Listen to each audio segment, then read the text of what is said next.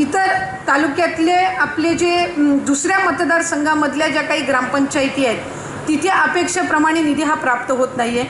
काही राजकीय समज गैरसमजातून आपल्या जिल्ह्याला आणखीन अद्याप पालकमंत्री पदापासून दूर राहावं लागत आहे। जिल्हा नियोजनची बैठक ही अजून आपली झालेली नाही आहे, पण आम्ही महायुतीचे जे आमचं नेतृत्व आहे, आदरणीय फडणवीस साहेब, आदरणीय एकनाथजी शिंदे साहेब आणि आदरणीय अजितदादा यांना विनंती केलेली आहे किंवा मी एक लोकप्रतिनिधी म्हणून विनंती केलेली आहे किंवा त्यांची एक कनिष्ठ सहकारी म्हणून विनंती केलेली आहे की एका बाजूला पालकमंत्री पदाच्या संदर्भातला योग्य तो निर्णय हे तिन्ही नेतृत्व ज्या वेळेला घ्यायचं त्यावेळेला घेतील, पण आमच्या कार्यकर्त्यांना जो आम्ही दिलेला शब्द आहे किंवा मतदानासाठी ज्या वेळेला आम्ही ग्रामस्थांना विनंती करतो त्यावेळेला जो त्यांना दिलेला शब्द आहे हा आम्हाला काही काळ आता तो शब्दापासून वंचित राहता येणार नाही किंवा पाडता येणार नाही।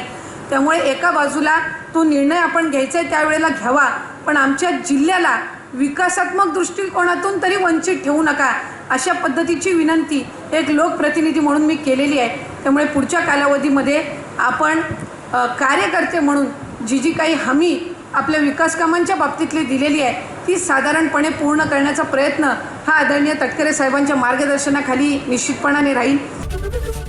एबीपी माझा, उघडा डोळे बघा नीट।